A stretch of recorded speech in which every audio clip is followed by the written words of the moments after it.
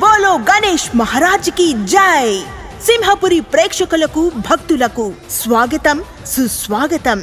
లంబోదర ఉత్సవ committee Magunta layout ఈ నెల 30వ తారీఖున సాయంత్రం 6 గంటలకు Kalanjali orchestra and events Shri Srinivas Chakravarthi Nellore మరియు మాధవ్ ఈవెంట్స్ నెల్లూరు వారిచే గొప్ప సంగీత విభావరి జరుగును.